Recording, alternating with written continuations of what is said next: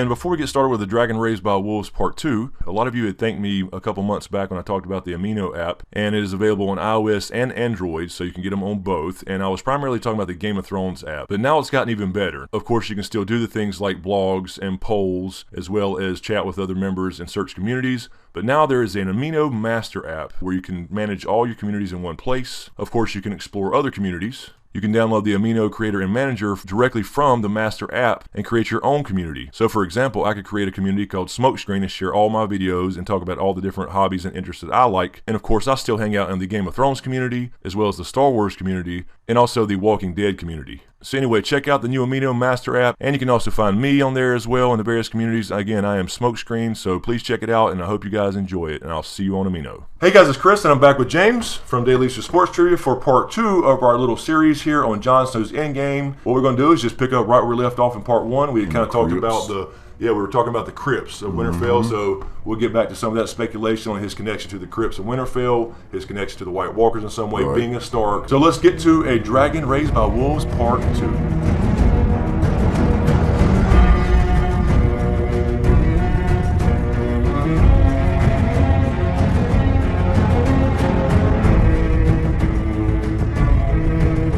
So do you think these dreams he's having, where he's drawn to the crypts, and there's something that kind of scares him? Yeah, there's a lot of theories about the crypts of Winterfell, and there's something to that because it's mentioned too much for it not to be. He's drawn by something, and it could be his fireside or the Targaryen stuff in him. I mean, if the Ice Queen theory holds true, that would obviously be the connection there. That side. But I think it makes sense for his Targaryen side. So there was an event called the Dance with Dragons back in the day, and it was a Targaryen civil war, and it was basically two factions of the Targaryens, fighting over who should rule. And there was a side called the Blacks. It was the Blacks and the Greens. It was based off some clothes they were wearing, is where they got the nicknames Blacks and Greens. But this is when the dragons were still around. There were still, dragon riders that ruled as far as the Targaryen dynasty. And a guy named Jacaerys Valerian rode to Winterfell on his dragon Vermax. He rode to meet at the time Lord Cregan Stark to get his allegiance for the Blacks. And in exchange for their allegiance, there was supposed to be what's called the Pact of Ice and Fire, where a prince of Winterfell would marry a Targaryen. And that never happened.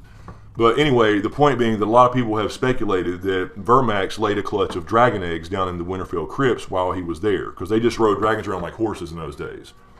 Wow. That could be something where Jon is being drawn down through the crypts. Now I don't know how a dragon, would go down and fit and lay a clutch of eggs or what have you, if that's possible, or how big it was, or all that kind of stuff as far as the logistics of getting to a spot and laying a clutch of eggs. But that would be very, very cool and makes sense for his Targaryen blood, the magical DNA, right, for him to be drawn towards something like that. Dany was. Yeah, Dany, when she saw those eggs, she couldn't take her eyes off. Right. That's definitely something that's kind of a parallel there, I think. It's a possibility. Now, am I saying there's dragon eggs in the bottom of Winterfell? No, I don't know. I think it's a cool thought. But there's been other dragon eggs throughout our story, so I think that would be something maybe just to point towards Jon's heritage, not necessarily his end game, although his heritage does relate to his end game. But there's been a lot of theories about Winterfell. There's been theories that, Rhaegar's heart perhaps is down there. Perhaps his armor's down there in Lyanna's crypt. There's something down there that's drawing Jon to his Targaryen side, his fire side, so to speak. So, it's always been speculated about Winterfell, because there's hot springs that it's built upon. And it says that the hot water runs through the walls and helps keep the place warm. Yeah. And so people say there's a dragon under Winterfell. Now, I don't think there's a real dragon under Winterfell. I think that's people saying, hey, something's keeping the water warm. Yeah. Because they don't understand natural springs. Yeah, it said Catelyn's room was warm. So there's a lot of theories, but there's something going on with those crypts. And I think the whole actual dragon thing being down there, I don't think that makes much sense. I think that's more of like a fairy tale, like this is one of the, there's hot water coming up under because there's a dragon keeping it warm with its fire, So I think that's more of a myth type thing. But at the same time, there's too many references to the crypts of Winterfell, Jon being drawn there, and again, that could be just a reference since we haven't got the reveal in the books about the actual parentage. That could be, his Targaryen side calling to him, like he's drawn to something, but he don't know what it is. Can I switch gears on you for a second? Sure. Okay. We're guessing, or I'm assuming we're guessing, that John's ultimate goal, or what he needs to do, is whatever the first hero or whatever did. We're assuming that he's gonna have to do the same thing, right, or something to that effect.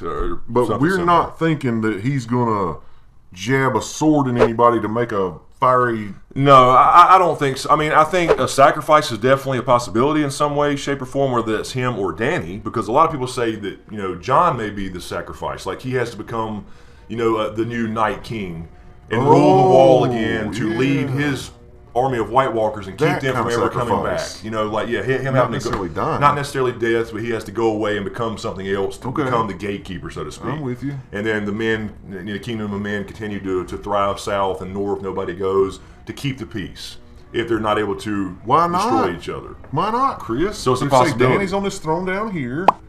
Let's assume right. The fire is down here, the ice is up there, and he's going to be the buffer. And again, that goes back to, like I was saying, if you could lay out a graphic with ice on one side and fire on the other, then John's in the middle. That would fit that literally. Dang, it would, man. So I mean, that's certainly a possibility. A lot of people think that, you know, he will take Longclaw and plunge it through Danny like Nisa once they fall in love. Yeah, that's what I'm getting. I don't think he's. And I can't you know, I can see some kind of sacrifice happening, but not to make a sword of fire, because what does a flaming sword do now that a Valyrian steel sword doesn't already do? Yeah, they kill him. Yeah, I mean, they kill him. They kill him automatically. They're, you know, unless it shoots laser beams or has some big magical thing where he can literally shoot fire out of a sword, it makes no sense for it to be a literal sword. I mean, a dragon can be Lightbringer. If he's a dragon rider, that can be Lightbringer. You know, dragons have been called, you know, flaming swords, basically, from the sky. Wow. But at the same time, if you think about just the dragon rider thing, you know, if Danny's riding a dragon and then somebody else rides and John's a dragon rider, does that make him any more special than, say, Tyrion, who can ride a dragon? No. So that's why I don't think that necessarily fits either. Not that he won't be a dragon rider, but that's not the end game. That's not his role. It's not his role. It's just to pilot one of them. Because if Tyrion can do that, and somebody else perhaps, and maybe even the books, Aegon, who's supposedly Aegon, and even if he's a Blackfire, he still has Targaryen, you know, king's blood, Valyrian blood. He could even, you know, pilot a dragon, so to speak. So that doesn't make John special in that sense. So it's definitely beyond just riding a dragon. He may very well ride a dragon, but it's either going to have to end where White Walkers and dragons die completely, go away, you know, no more weapons of mass destruction, or again, like we think, like I'm leaning towards, that the last hero made some kind of agreement and they have to go away and we have to do this, and then there's some kind of peace that's got to be upheld. Well, and let me ask you this also, and this could seem so dumb to you guys, I'm sorry. Is there any way that he is special enough to walk up and pull that ice, that dragon glass out of him? And hey, you never know. We talked about that the other night. I was just sitting there thinking, well, you know, what if, you know, Dragonfire can kill White Walkers, and we're assuming it can, like wildfire, Dragonfire, it's got magical properties. Yeah, we assume it can. Yep. It's not regular fire. Where we saw when you showed me Hardhome, he walked in that regular fire. Yeah, and just like you saw when they attacked the cave at Bloodraven's place, right? Yeah, you know, the that's fire, right. Their mist just kind of puts the fire to the side. So regular fire, no effect. Whites are obviously affected by that, but so we all assume, because of Valyrian steel works, because Dragonglass works, that Dragonfire will work the same way. It's different, it's magical, and since there's magical properties to wildfire, and Bran saw that vision, he was seeing the tools he needs to let Jon know what, you know, to fight this battle. So I think that probably works.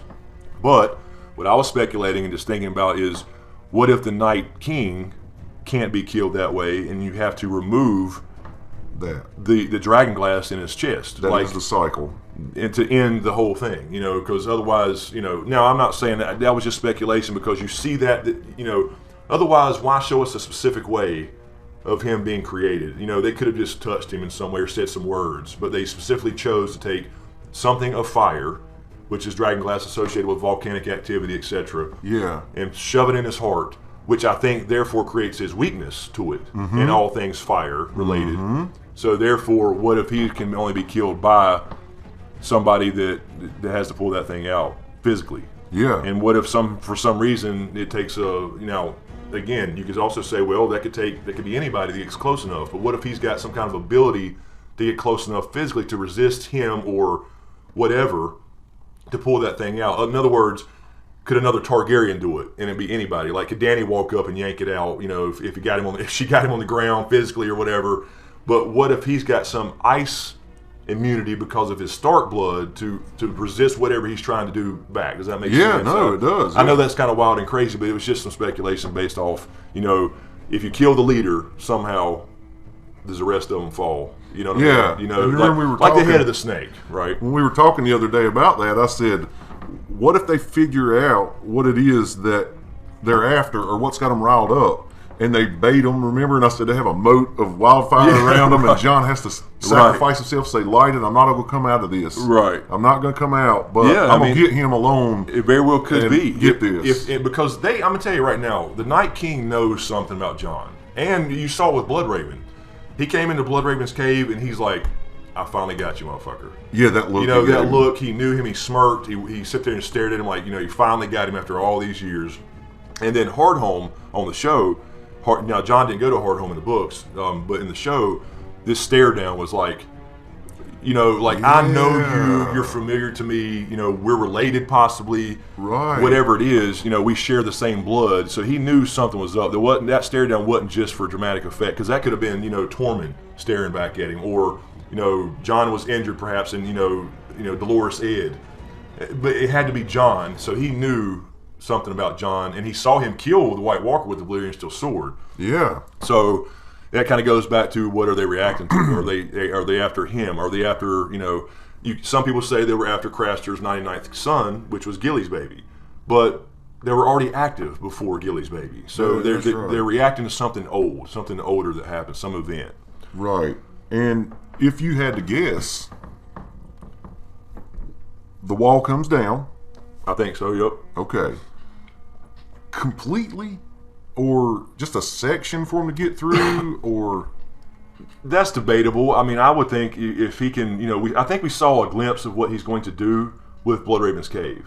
When he reached down and after the mark took off the magical warding. Yes. But when he kind of tested out to make sure he was good to go, by touching that ground, and the crevice went all the way up through the fire and through the cave and shattered part of the top of it. Now, he could have been doing that just to make a hole for the whites or something, but I think that was testing the mark. I swear, it does seem like that. That seemed like foreshadowing to me that he's going to do that to the wall. Yeah.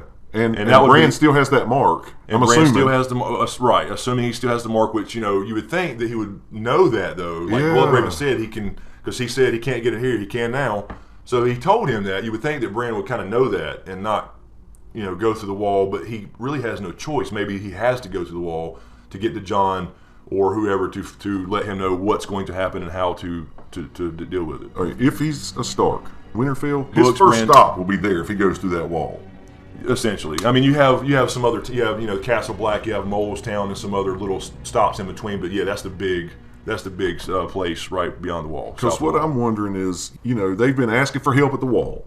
They won't help, and they're asking from everywhere. Right, they send ravens to all the kingdoms. And they're telling them, and every time somebody talks about winter coming, I mean, you almost assume it's going to take the whole continent.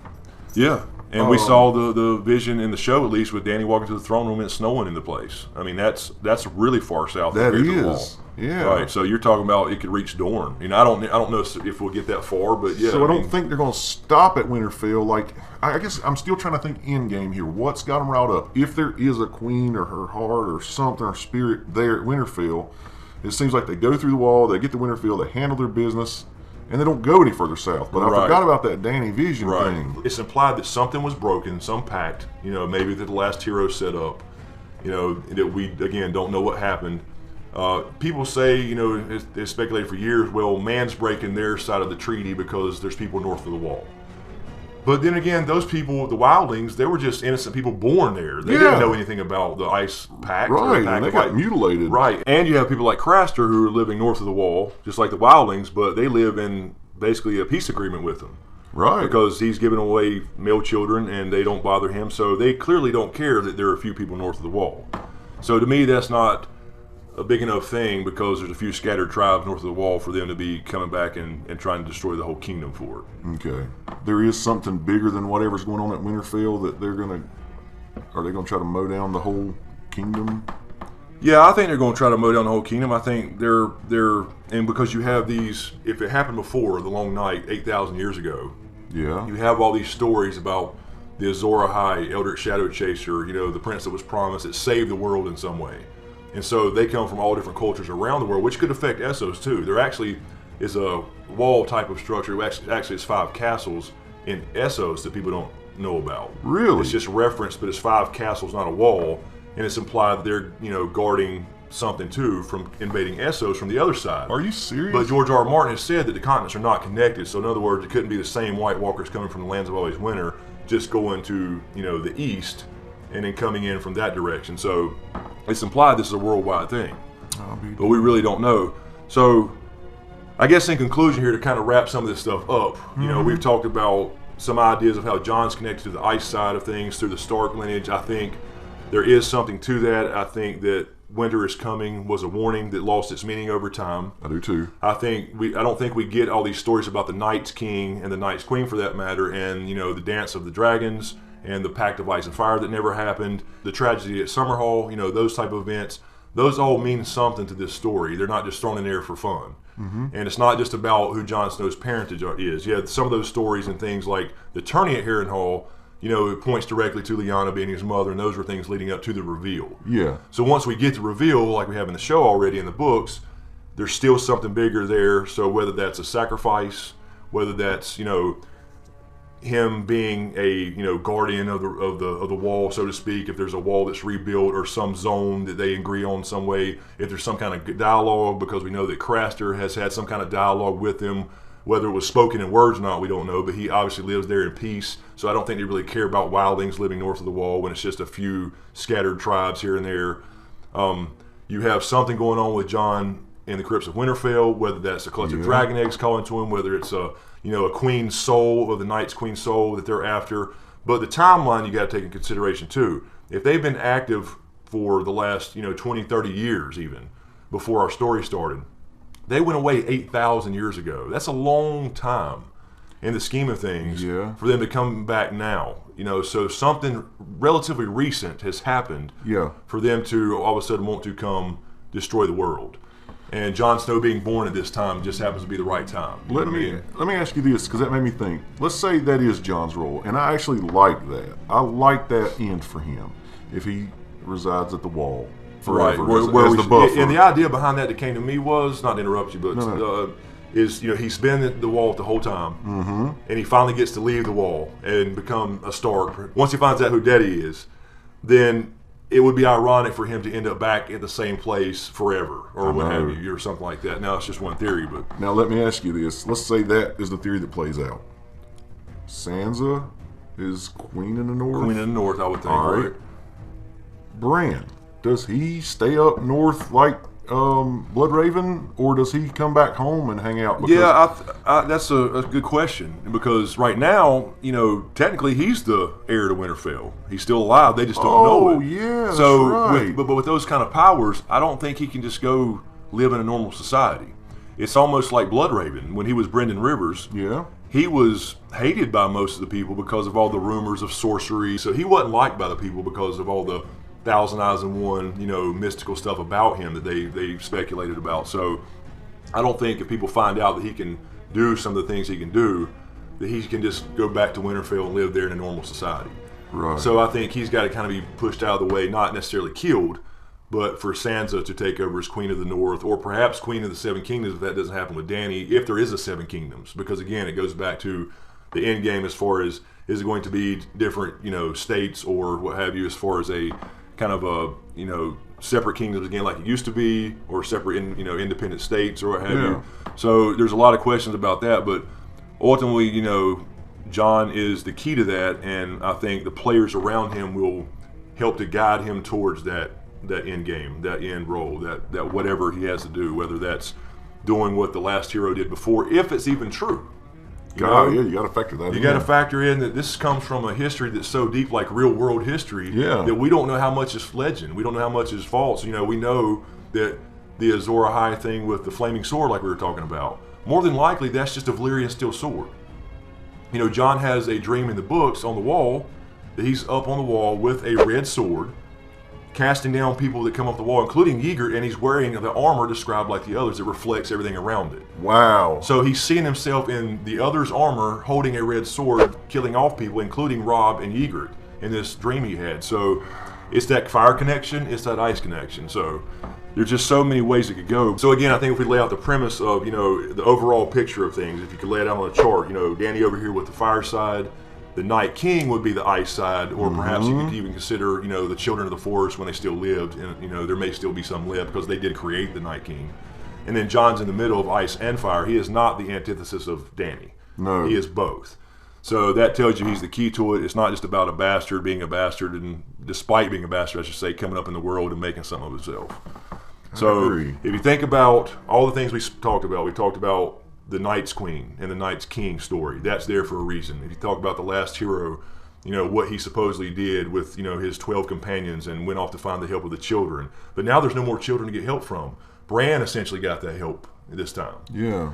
So there could be a big twist where Jon's not the key, where maybe it's Bran. But that doesn't make any sense in the context of the story.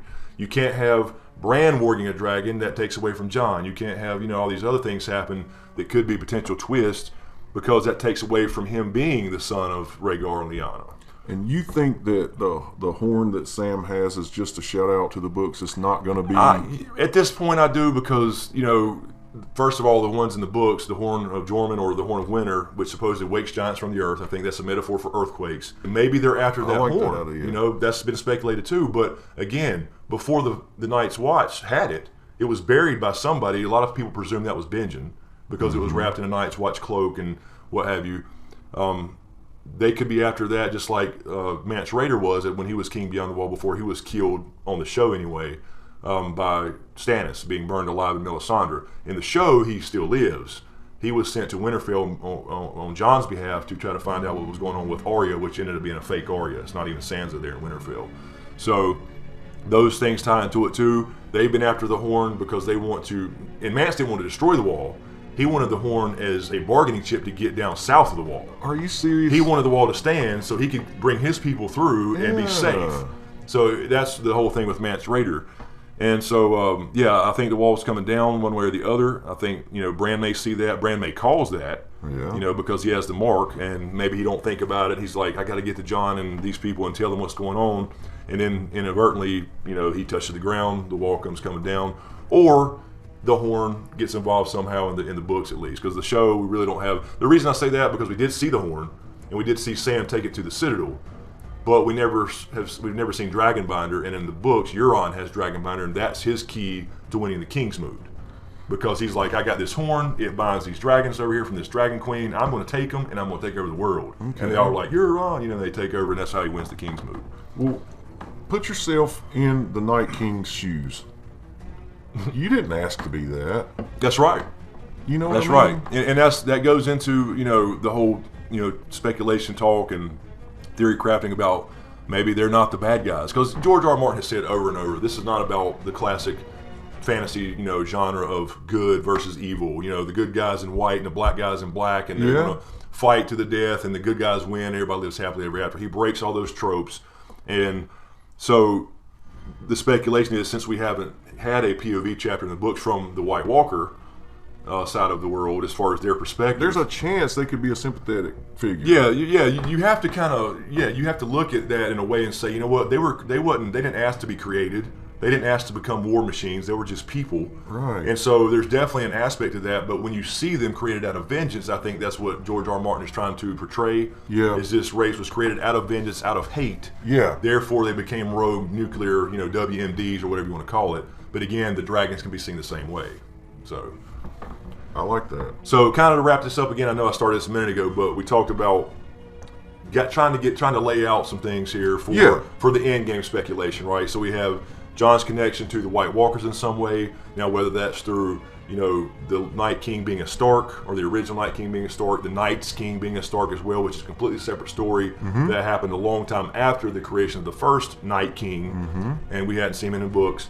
So I think there's a connection there. Again, like I said a minute ago, I think winter is coming was a warning.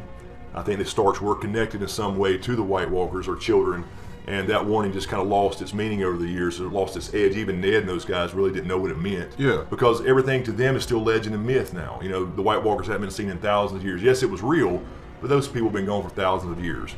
You know, we heard Maester Lewin say that the brand magic's gone in the world. Maybe it used to be a big thing, but not anymore.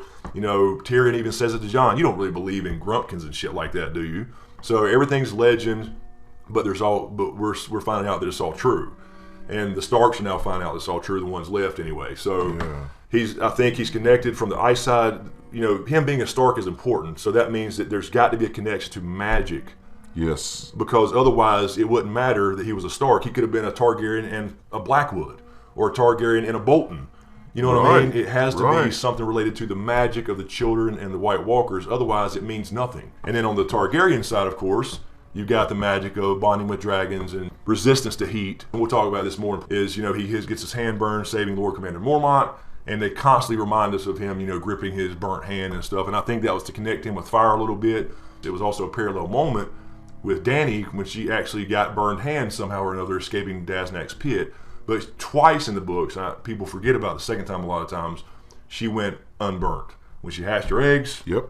And then in Daznak's pit, as she's flying off in the books, her hair's on fire.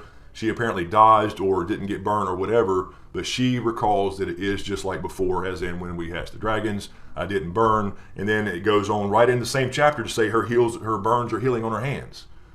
So how did that happen? Was that pulling a spear out? Did she not believe in that particular moment? So the show seems to be making her completely fireproof. She kills all the calls. She walks out of the hut unburnt again. That could have been the show's version of that, you know, happening in Daznak's pit for the books.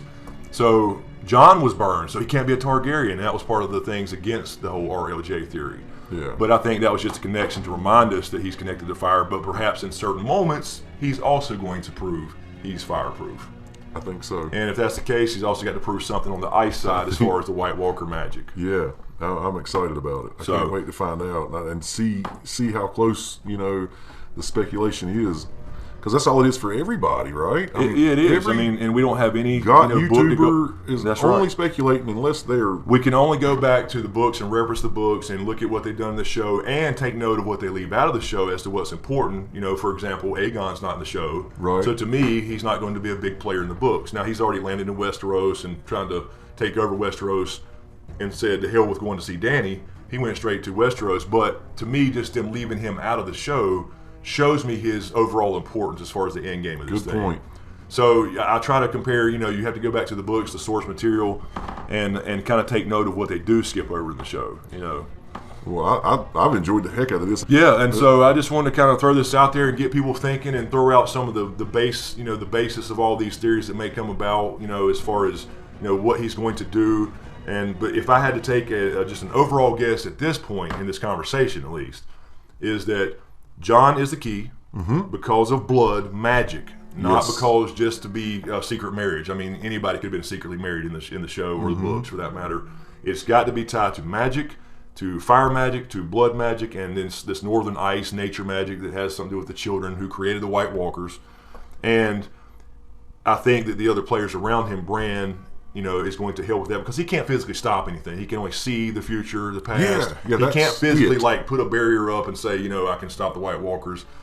And then you have Sam, who I think is going to be a huge end player. I think he uncovers something in the Citadel that's important, and perhaps that is what the last hero did that we never learned. It was very, very vague on what he did. It just said he defeated the White Walkers. Well, that was myth. Right. He didn't defeat them because they came back. Exactly. So I think that Sam finds out what that was that he did, and that has to be Jon.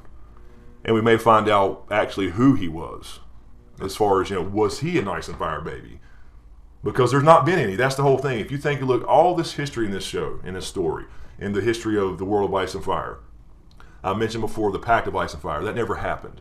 There has never been a Targaryen and a Stark offspring. Bloodraven was the closest you can get. Him and his sisters were the closest you can get to that because he came through Targaryen and Blackwood, which was a northern house that has Stark blood that they had intermarried for thousands of years. So he was kind of an ice and fire baby, but a pretty special character. Exactly. Now, we never knew what happened to his sisters or found out, but anyway, that's kind of the premise.